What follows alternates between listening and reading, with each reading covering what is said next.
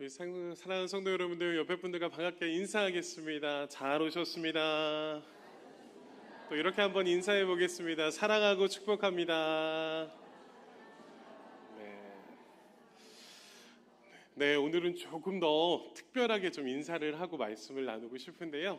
제가 사진을 한 장 띄웠는데 부부시라면 손을 좀 잡으시고요. 동성 간에는 좀 손을 꼭 잡으시면서 저를 따라서 이렇게 인사하셨으면 좋겠습니다. 괜찮아요. 네, 손을 잡고 눈을 바라보시면서 다시 한번 괜찮아요. 이번에 이렇게 한번 인사해 보겠습니다. 힘내세요. 자, 힘내세요. 네, 찾아가서 인사도 하시고. 자, 마지막 이렇게 인사하겠습니다. 기도할게요. 자, 손 꼭 잡고 인사하겠습니다. 네, 이렇게 손 잡고 인사하니까 조금이나마 위로가 좀 되세요? 위로가 되세요? 네. 우리는 위로가 필요한 시대를 살아가고 있습니다. 우리 성도님들 많은 상황들 가운데서 말 못할 많은 상황들 속에 위로가 많이 필요하시죠? 저도 그렇습니다. 이 땅에 믿음으로 살아가고 있지만 때때로 원치 않는 상황들 속에 많은 위로가 필요할 때가 있습니다. 하나님은 너무 좋은데, 그리고 우리 예수님은 너무 좋은데 믿음으로 살아가기가 너무 힘든 시대를 저와 여러분들은 살아가고 있습니다. 그런데 오늘 본문에서 말하는 사도 바울이 말하는 이 데살로니가 교회도 마찬가지였어요. 그 자신이 낳은 그 성도들이 너무나 신앙 안에서 힘들게 살아가고 있기에 그들에게 편지를 썼습니다. 그것이 바로 오늘 본문의 데살로니가 전서입니다. 그 성도들도 마찬가지였어요. 하나님은 너무 좋은데, 그리고 예수님을 믿어서 너무 좋은데 때때로 찾아오는 환난과 고통으로 인해서 그 아픔 가운데 있는 그들이 너무 안타까워 보여서 사도 바울은 편지를 써서 위로하고 있는 것입니다. 사도 바울은 편지를 통해 그들의 신앙의 문제와 삶을 돌아보기를 원했습니다. 그리고 끊임없이 그들의 문제 앞에서 함께 동역자가 되어서 기도해 주었습니다. 그런데 때때로 자신이 그렇게 돌아볼 수 없는 상황이 처해지자 자신이 너무나 사랑했던 제자 디모데를 파송해서 그 교회를 돌아보고 그 영혼들을 목양하는 일을 끊임없이 했었던 사도 바울의 모습을 볼 수 있습니다. 그런데 그렇게 사역하다 보니까 디모데를 통해 발견하게 된 것이 있습니다. 바로 데살로니가 교회 공동체에 큰 문제가 있구나라는 것을 발견하게 됐대요. 그 큰 문제 두 가지가 있었는데 그 첫 번째 문제는 뭐였냐면 바로 종말론에 대한 문제였습니다. 우리 성도님들, 종말론이 무엇입니까? 예수 그리스도께서 재림하셔서 심판하러 오신다라는 것, 그것이 우리는 종말론이라고 이야기합니다. 그런데 성도들이 이 종말론, 예수 그리스도께서 오셔서 심판하러 오신다라고 하는 그 부분 앞에 걱정과 근심이 생긴 거예요. 그 이유는 무엇이냐면 많은 어려움과 상황 속에서 힘들게 신앙생활을 하면서 달려가고 있는데 나이가 차서 때때로 원치 않는 상황들 속에 죽게 되는 경우가 있었어요.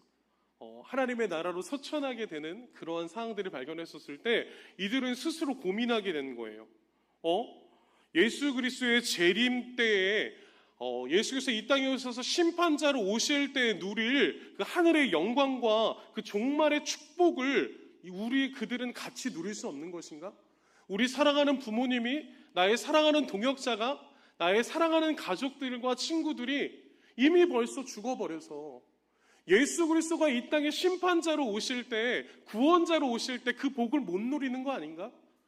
라고 하는 걱정과 문제 앞에 그 교회 안에서의 의견들이 분분히 일어나기 시작한 거예요. 뭐가 맞냐? 도대체 뭐가 맞냐? 볼 수 있다? 아니야, 볼 수 없다? 교회 안에서 그러한 문제들 가운데 서로 의견의 충돌이 되기 시작했습니다. 그러다 보니까 또 어떠한 일들이 일어났냐면 종말론 이 부분의 의견이 이렇게 분분하다 보니까 어떤 일들이 또 일어났냐면 성도들 안에 게으름이 일어나기 시작한 거예요. 왜 성도들이 게을렀을까요? 그 이유는 예수 그리스도가 곧 오실 건데 내가 열심히 살아서 뭐해? 어차피 나는 하늘나라로 갈 건데 내가 열심히 돈 벌어서 뭐해? 내가 열심히 일해서 뭐해? 내가 하나님 주신 사명을 열심히 다해서 뭐해? 그냥 예수 그리스도 오실 날만 나는 기다리면 돼 라는 마음으로 삶에 있는 영역 앞에서 열심히 일하지 않고 그냥 예수님 오시겠지 하고 방황하는 방탕한 삶을 누리고 있었던 성도들의 모습을 볼 수 있습니다. 종말이 다가올 것이기 때문에 일하지 않았고요. 그러다 보니까 먹고 살 일이 없다 보니까 무엇을 의지했냐면 교회를 의지하기 시작했어요. 그러다 보니까 성도들이 어렵고 힘드니까 교회가 구제비를 주기 시작하고, 그런데 여전히 성도들은 일하지 않고 그러한 문제들을 직면해 있는 것을 디모데가 발견하게 됐어요. 그래서 그것을 이제 사도 바울에게 이야기하자 오늘 사도 바울은 안 되겠구나. 내가 우리 사랑하는 성도들에게 종말론에 대한 해답을 줘야겠구나. 이들이 고민하고 걱정하고 있는 것에 대한 문제들 앞에 하나님의 뜻이 무엇인지를 정확하게 가르쳐 줘야 되겠구나라고 쓴 것이 바로 오늘 데살로니가전서 4장의 본문의 말씀입니다. 오늘 그 본문에 있는 해답을 먼저 말하고 있는데요. 사도 바울이 그들에게 뭐라고 이야기하냐면 18절 말씀인데요. 우리 같이 함께 읽어보겠습니다. 시작. 그러므로 이러한 말로 서로 위로하라. 다시 한번 고백해 보겠습니다. 시작. 그러므로 이러한 말로 서로 위로하라. 아멘. 서로 싸우지 말라는 거예요. 너희들이 지금 서로의 문제들 가운데 싸우고 있는데 다투지 말고 너희들은 서로 위로해야 된다라는 결론을 먼저 사도 바울이 던지고 있습니다. 신앙과 삶의 혼란과 고통에 있는 데살로니가 교인들에게 더욱더 하나님의 말씀 가운데 사도 바울은 너희들이 어떻게 살아갈지에 대한 위로의 권면을 오늘 사도 바울은 던지고 있습니다. 사랑하는 성도 여러분들, 오늘 이 사도 바울의 권면과 위로가 이 시대를 살아가고 있는, 이 때를 살아가고 있는 저와 여러분들에게도 위로의 말씀이 되기를 간절히 축복합니다. 그래서 하나님이 주시는 그 말씀의 위로를 받으시고 세상 가운데 힘듦과 지침과 쓰러짐 가운데 있는 저와 여러분들 가운데 하나님의 놀라운 은혜와 축복이 임하시기를 간절히 축원합니다. 세 가지를 함께 나눌 텐데요. 첫 번째는 바로 이 땅의 위로자는 누구라는 것입니까? 다시 한번, 이 땅의 위로자는 누구이십니까? 예수 그리스도입니다. 오늘 사도 바울은 이야기합니다. 이 땅의 위로자는 오직 예수 그리스도 한 분밖에 없습니다. 너무 당연한 이야기를 하죠. 근데 그 이야기를 오늘 사도 바울은 합니다. 데살로니가 교회 성도들은 복음을 듣고 개종했습니다. 유대교와 많은 자신들이 믿고 있었던 신앙들 앞에서 그 모든 것을 포기했어요. 그리고 예수 그리스도를 믿기로 결정했습니다. 그러다 보니까 세상에서 그 복음 때문에, 예수 그리스도 때문에 환난과 핍박을 받기 시작했습니다. 사회적인 고립과 소외로 믿지 않는 많은 불신자들로 인해서 혹독한 대가를 치러야만 했습니다. 저와 여러분들처럼요. 세상에서 믿음을 가지고 살아가기가 쉽지 않는 그 연단과 고통을 이들이 함께 짊어지고 있었습니다. 데살로니가 교회 성도들은 그럼에도 불구하고 고난에 굴복하지 않았습니다. 주님을 의지하는 그리스도인들은 점차 더 많아졌습니다. 그러나 그렇게 믿음을 지키며 살아갔던 우리 부모님들, 우리 친구들, 그리고 많은 동역자들이 죽어버리게 되자, 눈을 감게 되자 이들 스스로에게 마음 가운데 고민이 생긴 거예요. 예수 그리스도의 재림을 경험할 수 없기에 그들은 복을 받지 못하는 것인가? 이 땅 가운데 힘들게 믿음을 지키며 하나님의 나라를 위해서 그렇게 헌신하며 달려갔는데 결국 죽고 말았네. 도대체 예수님 언제 오시는 거야? 그 복을 우리 부모님 못 누리시는 거 아니야? 나도 이렇게 열심히 주를 믿고 나아가는데 나도 그 복 못 누리는 거 아니야? 라고 하는 두려움을 갖게 된 것입니다.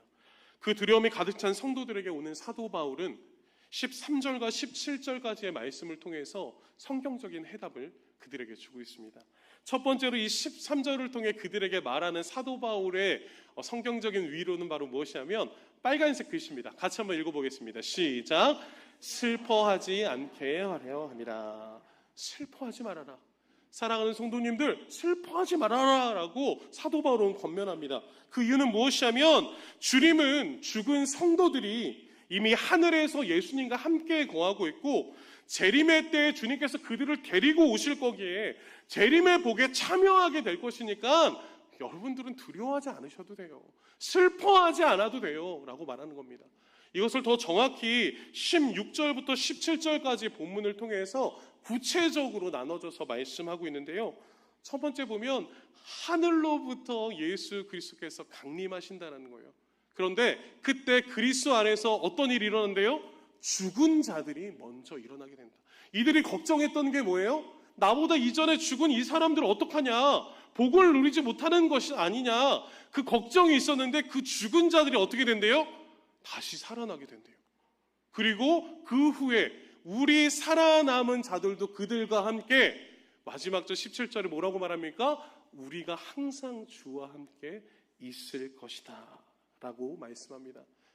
사랑하는 성도 여러분들, 우리보다 이미 먼저 돌아가신 우리 믿음의 선진들이 예수 그리스도의 재림의 때에 부활하심을 믿으시기를 간절히 축원합니다. 그 부활의 때에 우리가 함께 재림에 오신 예수 그리스도 안에서 함께 부활하며 함께 그 복을 누리게 되는 축복을 믿으시기를 간절히 축원합니다. 오늘 그 걱정과 두려움 앞에 오늘 사도 바울은 명확하게 말씀하고 있습니다. 그런데요, 사도 바울의 이 말씀이 성도들에게 정말 위로가 된 이유가 있습니다. 제가 그 이유를 찾아보니까요, 첫 번째는 무엇이냐면 사도 바울이 지금 이들이 고민과 걱정이 있잖아요. 이들을 어떻게 위로할까? 이들에게 필요한 말씀을 해줘야 되나? 이들에게 위로가 되는 말을 내가 찾아서 해야 되나? 아니요, 사도 바울은 그러지 않았어요. 사도 바울은 자신의 생각을 이야기한 것이 아니라 15절 말씀에 빨간색을 같이 한번 읽어보겠습니다. 시작! 주의 말씀으로 너희에게 이것을 말하노니. 그들이 가장 걱정하고 고민하고 근심해 있는 그 영역에 무엇을 선포합니까? 자신의 생각과 자신의 지식이 아니라 하나님의 말씀이 선포됩니다. 즉 하나님의 말씀, 성경이 그들에게 임하게 되는 것이죠. 사도 바울은 그냥 말하지 않았습니다. 이 예수 그리스도의 재림의 때에 죽은 자들이 부활하고 함께 있을 것이다, 그 복을 누리게 될 것이다 라는 무엇을 근거로 말했냐면 성경, 다니엘서 7장, 이사야서 64장, 시편 110편, 고린도후서 5장 등 하나님의 말씀을 가지고 그들의 걱정과 근심 가운데 하나님의 말씀을 선포한 줄 믿습니다. 이것이 그들에게 은혜가 되는 거예요. 사람의 생각과 사람의 지식이 근심과 걱정에 빠져있는 사람들에게 위로가 되는 것이 아니라 오직 살아계신 하나님의 말씀이 우리의 인생의 가장 큰 위로가 되는 줄 믿습니다. 오늘 사도 바울은 그 말씀을 가지고 성도들을 위로하고 있습니다. 그리고 두 번째는 무엇이냐면 14절에 보니까요, 이 모든 재림의 때에 임할 부활의 보증을 보여주셨다는 거예요. 이 뜻은 무엇이냐면 여러분들, 세상 사람들이 가장 믿기 어려운 것이 무엇인지 아세요? 기독교의 진리 중에 가장 믿기 어려운 것이 죽은 자가 다시 살아나는 거예요. 세상에 의학적으로, 과학적으로, 윤리적으로 죽은 사람이 어떻게 다시 살아납니까? 그런데 이들이 모든 종교를 개종해서 예수 그리스도를 믿을 때 무엇을 믿은 것입니까? 나의 죄를 대신해서 십자가에서 죽으시고 3일 만에 부활하심을 믿는 줄 믿습니다.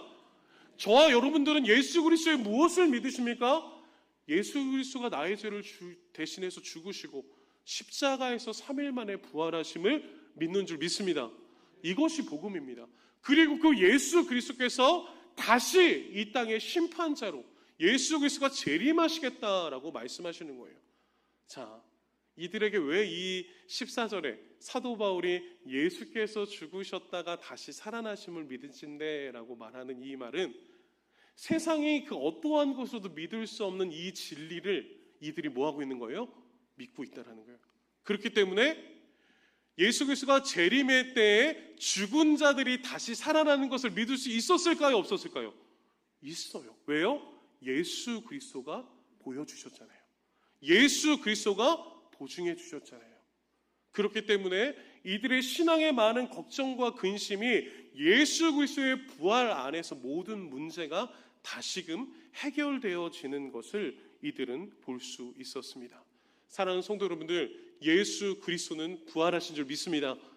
예수 그리스도의 재림의 때에 이 땅에 죽은 영혼들도 예수 그리스도를 구주로 믿었다라면 다시 부활하게 되는 이 역사를 믿으시기를 간절히 축원합니다. 하나님께서 말씀하셨습니다. 그래서 그들과 함께 이 땅에 있는 자들이 저 천국에서 함께 재림의 축복을 누리게 될 것을 성경에서는 말씀하고 있습니다. 즉 데살로니가 교회 성도들이 이 땅을 살아가는 모든 그리스도인들에게 가장 많은 문제들 가운데 위로가 되는 그분은 오직 누구십니까? 오직 예수 그리스도인 줄 믿습니다. 그분의 말씀이, 그분의 부활하심이, 그분의 능력이 우리에게 오직 소망인 줄 믿습니다. 세상의 그 어떠한 것으로도 우리를 위로할 수 없습니다. 그러나 오직 예수 그리스도만이 우리의 인생의 답이 되는 줄 믿습니다. 사랑하는 성도들, 죽음 앞에 그거보다 더 큰 두려움이 무엇이겠습니까? 죽음보다 더 큰 문제가 무엇입니까? 돈을 버는 이유가 무엇입니까? 살기 위해서 아닙니까? 죽음 앞에서 행복이 무엇이 중요합니까? 그런데 인생의 모든 문제들 앞에 우리가 다시 예수 그리스도와 함께 부활할 수 있다는 것, 이 땅 가운데서의 삶이 끝나지만 영원한 저 천국에서 영원한 생명을 누릴 수 있다는 것, 그것이 우리에게 가장 큰 축복인 줄 믿습니다. 그래서 우리의 신앙의 모든 문제는, 삶의 모든 문제는 예수 그리스도에 대한 믿음의 문제와 동일합니다. 예배가 되지 않으십니까?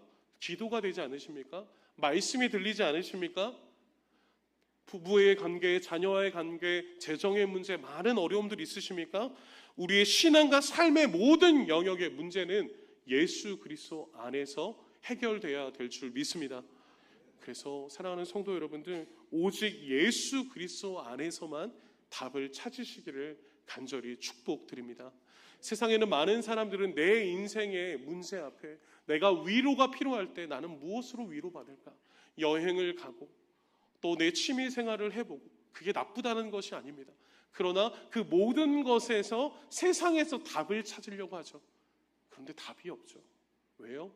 이 땅의 유일한 답은 이 땅을 창조하신 하나님 오직 예수 그리스도 안에서만 답이 있는 줄 믿습니다. 사랑하는 성도 여러분, 예수 그리스도 안에서 답을 찾으셔야 돼요. 세상에 눈 돌리지 마시고 오직 예수 그리스도 안에서 믿음의 답을 찾아가시는 저와 여러분들의 삶이 되시기를 간절히 축원합니다. 두 번째입니다. 두 번째는요, 바로 교회는 성도들의 위로자가 되어야 된다라는 것입니다. 그런데 여기서 전제 조건이 있습니다. 바로 예수 그리스도를 중심으로 위로자가 되어야 된다라는 것입니다. 사도 바울은 오늘 본문을 통해서 예수 그리스도의 재림에 대해서 가르칩니다. 성도들 안에서 왜 문제가 있었어요? 교회에 왜 문제가 있었어요? 성도들이 알지 못했어요. 예수 그리스도의 재림에 대해서 알지 못했어요. 그래서 오늘 15절 말씀, 우리 빨간색 부분 같이 한번 읽어보겠습니다. 시작. 주의 말씀으로 너희에게 이것을 말하노니. 우리가 아까 읽었던 것처럼 사도 바울이 주의 말씀을 말하며 주의 말씀을 그 데살로니가 성도들에게 가르치는 거예요. 성도들이 혼란스러워져 있죠. 왜요? 성경을 몰랐기 때문에. 교회 안에 문제가 생겼죠. 왜요? 하나님의 뜻을 알지 못했기 때문에. 기독교의 핵심의 교리인 이 하나님의 말씀에 무지하였기 때문에 그들은 혼란스러워하고 걱정하고 있었습니다. 신앙적으로는 열심히 살았지만 하나님에 대해서는 잘 알지 못했어요. 감정적으로는 하나님에 대해서 잘 알았지만 성경을 통한 하나님이 어떠한 분이신지 잘 몰랐었을 때 그들은 혼란스럽기 시작했습니다. 그때 교회는 성도들의 아픔과 어려움에 성경적 답을 줘야 될 줄 믿습니다.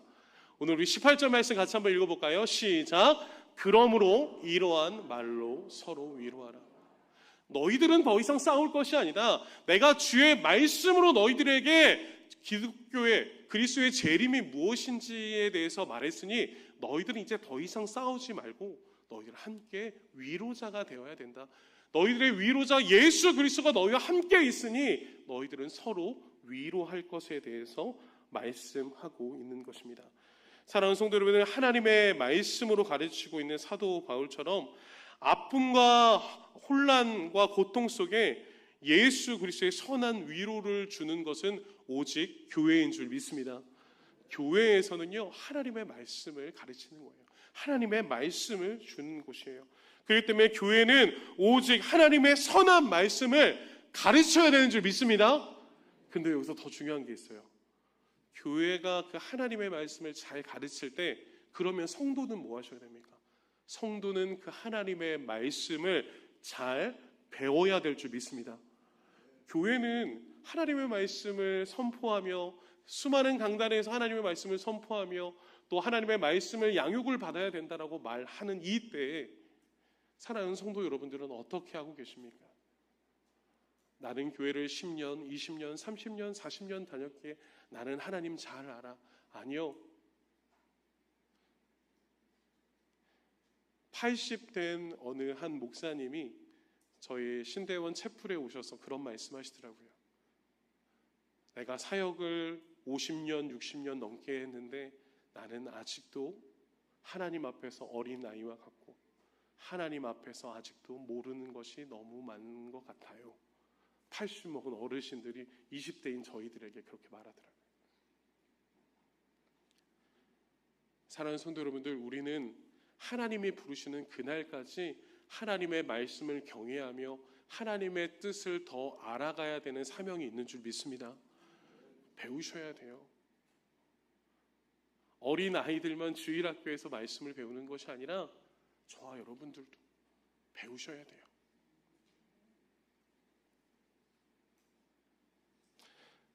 그렇게 한국 교회와 이 땅의 모든 교회들이 강단에서 무엇을 외쳐야 됩니까? 정치와 사상과 철학과 도덕과 가치관을 말하는 것이 아니라 오직 하나님의 말씀이 선포되어지는 온전한 교회가 되기를 간절히 축복합니다. 그것을 위해서 함께 기도해 주셔야 됩니다. 그리고 성경을 올바르게 가르치는 교육의 사명을 교회가 감당해야 될 줄 믿습니다. 그래서 교회는 오직 하나님의 말씀을 가르치고 전하는 곳이어야 합니다. 사랑하는 성도 여러분들, 주변을 한번 쭉 돌아보시겠어요? 제가 15년 만에 우리 교회 돌아왔는데 참 놀랐습니다. 우리 교회에 참 많은 훈련들이 있어요. 참 많은 하나님의 말씀을 배울 수 있는 은혜의 공간들이 너무 많더라고요. 사랑하는 성도 여러분들, 배우시기를 간절히 축복합니다. 제가 사실 자랑할 것이 별로 없는데 제가 오늘 자랑 한번 하겠습니다. 저희 교회에 청년부가 2배 부흥했습니다.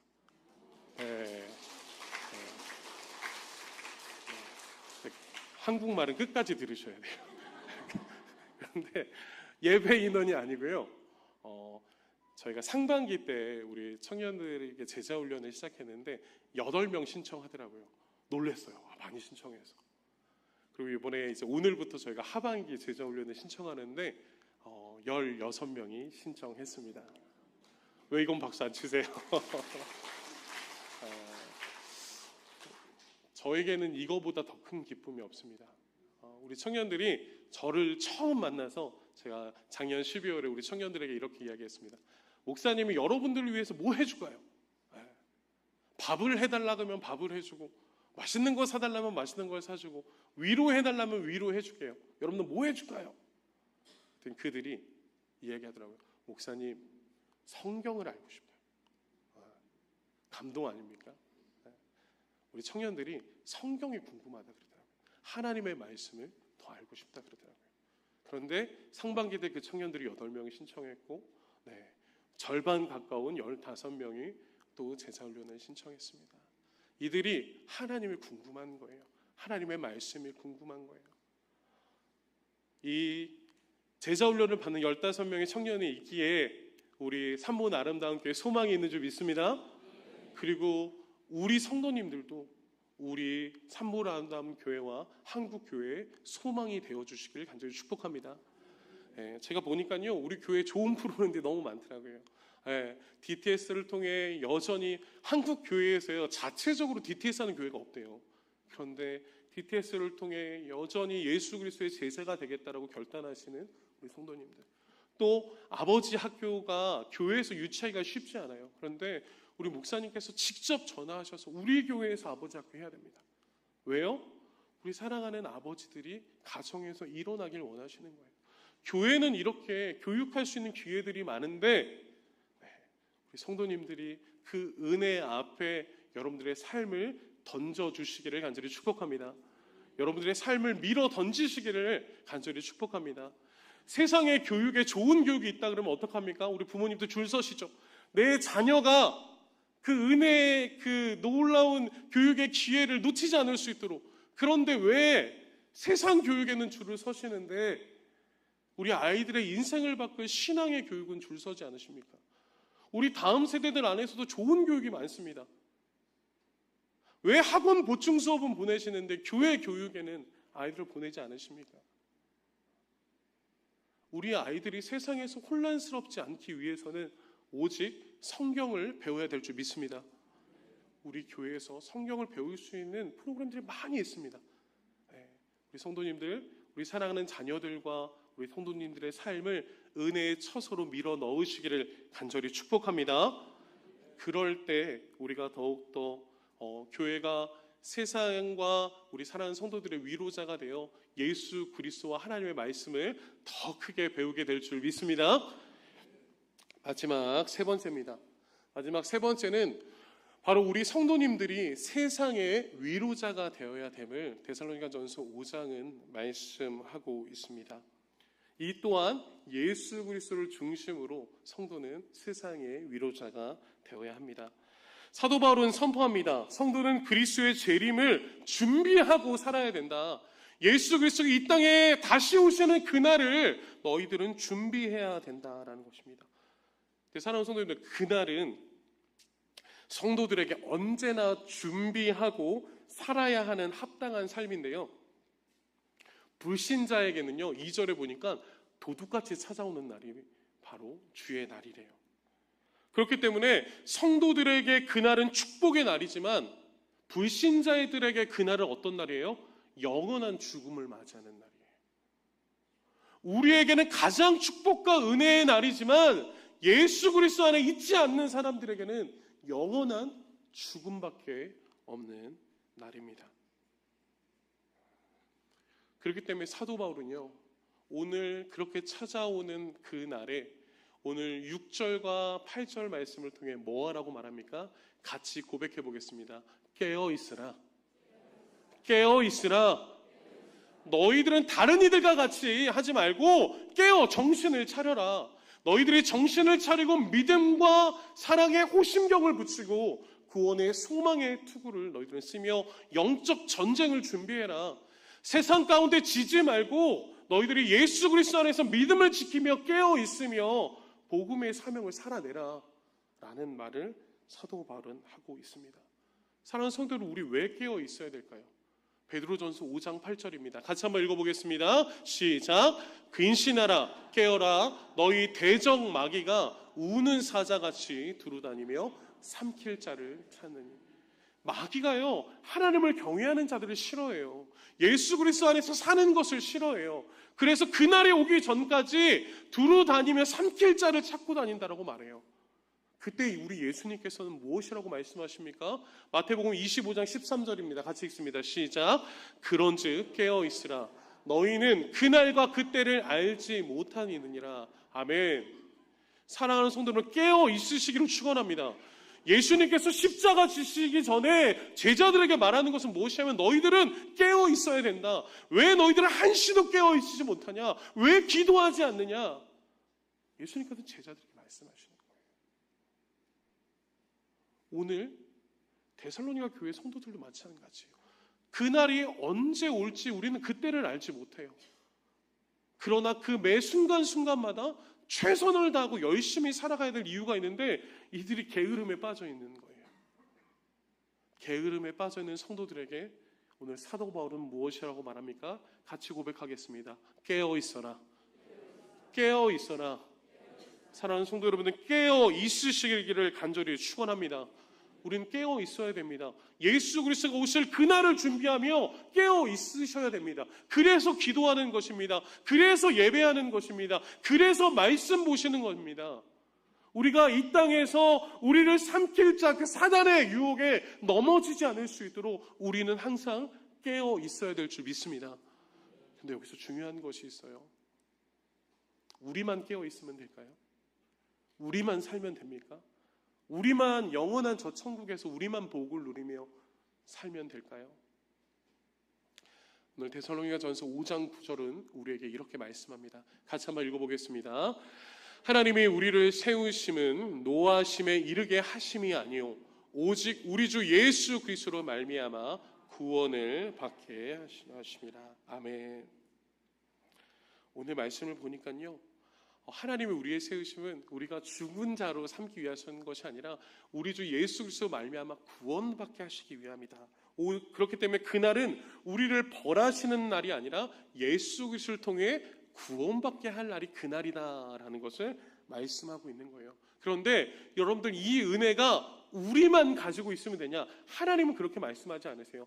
여러분, 하나님은 어떠한 분입니까? 하나님의 성품을 출애굽기 34장 6절에서 말하는데요, 우리 노란색 글씨만 읽어보겠습니다. 시작. 자비롭고 은혜롭고 노하기를 더디하고 인자와 진실이 많은 하나님이시라. 시편 86편 5절과 15절, 요엘서 2장 13절, 요나서 4장 2절을 통해 하나님은 어떠한 분이시냐라고 말할 때 하나님은 자비롭고 은혜롭고 노하기를 더디하고 인자와 진실이 많은 하나님이시다라고 말합니다. 하나님은 이처럼 용서하시는 하나님이시다라는 거예요. 하나님의 마음은 어떠한 마음을 가지고 계신 줄 아세요? 에스겔서 18장 23절입니다. 같이 한번 읽어보겠습니다. 시작. 주 여호와의 말씀이니라. 내가 어찌 악인이 죽는 것을 조금인들 기뻐하랴. 그가 돌이켜 그 길에서 떠나 사는 것을 어찌 기뻐하지 아니하겠느냐. 아멘. 하나님은 용서의 하나님이신 줄 믿습니다. 저희들뿐만 아니라 이 땅에 죽어가는 영혼들이 하나님의 품으로 돌아와 회복되기를 원하시는 하나님의 마음을 함께 알아주시기를 간절히 축복합니다. 오늘 사도 바울은 이것을 이야기하는 것입니다. 너희만 구원받은 것이 아니라 깨어 있어서 이 땅에 죽어가는 영혼들이 함께 살아날 수 있도록 하나님의 마음을 좀 알아주면 안 되겠니? 라고 말하고 있는 것입니다. 사랑하는 성도 여러분들, 하나님의 심판이 있을 그 날은요, 하나님의 그 심판은요, 멸망의 목적이 있잖아요. 하나님의 심판, 그날은 멸망의 목적이 있는 것이 아니라 회복의 목적이 있는 줄 믿습니다. 하나님께서 이 땅에 오실 그 심판의 날에 이 땅에 죽어가는 영혼들을 내가 심판해야 되겠다, 쓸어버려야 되겠다, 그것이 아니라 죽어가는 그 한 영혼 한 영혼들을 안타까이 여기며 우리 하나님께서는 독생자들 예수 그리스도를 죽이시면서까지 저와 여러분들을 구원해 주신 줄 믿습니다. 그것이 바로 하나님의 마음입니다. 그렇기 때문에 사랑하는 성도 여러분, 우리는 그 회복의 목적에 적극 동참해야 합니다. 죽어가는 하나님의 백성들이 하나님께로 돌아오는 것, 하나님 안에서 회복되어지는 것, 그것이 바로 예수님께서 제자들에게 주신, 저와 여러분들에게 주신 사명이요 비전인 줄 믿습니다. 사랑하는 성도 여러분들, 하나님의 구원에 동참하여 세상의 위로자가 되시기를 간절히 축원합니다. 오늘 담임 목사님께서 선포하셨습니다. 11월 24일 새생명축제, 이 새 가족들 그리고 장기열석자들을 교회로 초청하자라고 선포하셨습니다. 매년 흘러가는 행사가 아니라 죽어가는 영혼을 살려내는 은혜의 시간, 최고의 기회가 되시기를 간절히 축복합니다. 예수 그리스도의 십자가의 죽음의 은혜가 내 안에서 끊어지지 마시고 땅끝까지 흘러가시기를 간절히 축복합니다. 그 예수 그리스도의 십자가의 은혜를 나만 위로받지 마시고 예수 그리스도 안에서 세상의 위로자가 되어 주시기를 간절히 축복합니다. 사랑하는 성도 여러분들, 사랑하는 우리 가족들을 봐주세요. 사랑하는 나의 친구들을 봐주세요. 사람은 죽습니다. 그러나 우리가 다시 오실 그 예수 그리스도 안에서 다시 부활하며 저 천국에서 함께 맞이할 그 축복의 장소에 사랑하는 나의 자녀, 사랑하는 나의 남편, 나의 아내, 나의 가족들이 없다라면 얼마나 마음이 아프겠습니까? 이 새생명 축제가 우리의 인생을 바꾸는, 우리 사랑하는 가족들과 친구들의 인생을 바꾸는 은혜의 시간이 되시기를 간절히 축원합니다. 결론입니다.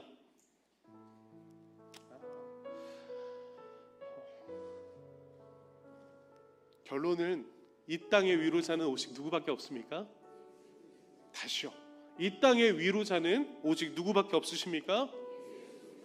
예수 그리스도 한 분밖에 없는 줄 믿습니다. 세상에서 무엇에 위로받을까 애쓰지 마세요. 이미 영원한 생명, 가장 큰 우리의 소망 예수 그리스도가 저와 여러분들의 위로자가 되어주신 줄 믿습니다. 그분 한 분이면 됩니다. 그분 한 분이면 우리는 가장 큰 축복을 누렸습니다. 저는 우리 사랑하는 성도님들이 어떠한 힘듦과 아픔과 고난이 있는지 저는 잘 모르겠습니다. 그런데 제 말이 아니고요, 성경에서 말할 때 그 힘든 가운데 여러분들의 위로자가 되시는 분은 오직 예수 그리스도라고 말씀하고 있습니다. 오늘 이 하나님의 말씀이 여러분들에게 가장 큰 위로가 되시기를 간절히 축원합니다. 세상의 그 어떤 것으로도 채울 수 없는 소망이 예수님께만 있습니다. 교회는 그 예수 그리스도의 말씀을 잘 가르쳐야 하고 성도는 잘 배워야 합니다. 주님 다시 오실 그 재림의 날을 준비하며 하나님의 구원의 계획에 동참하는 복음의 사명자, 세상의 위로자가 되시는 우리의 삶이 되시기를 간절히 축원합니다. 우리 처음에 했던 인사를 마지막 함께 다시 한번 손을 좀 잡으시고요, 이렇게 인사했으면 좋겠습니다. 뭐라고 인사하냐면요, 예수님 때문에 괜찮아요 라고 인사하겠습니다. 시작. 다시 한번 고백하겠습니다. 시작. 네, 두 번째 이렇게 고백해 보겠습니다. 예수님 때문에 힘내세요. 시작. 다시 시작. 마지막으로 이렇게 하겠습니다. 예수님의 이름으로 기도하겠습니다 라고 인사하겠습니다. 시작. 사랑하는 성도 여러분들, 우리는 예수님 때문에 괜찮은 줄 믿습니다. 우리는 예수님 때문에 힘낼 수 있음을 믿습니다. 예수님의 이름으로 기도할 때 모든 묶였던 것들이 풀어질 줄 믿습니다. 이 땅의 위로자는 오직 예수 그리스도 한 분인 줄 믿습니다. 우리 하나님께 감사와 영광의 박수 올려드리겠습니다.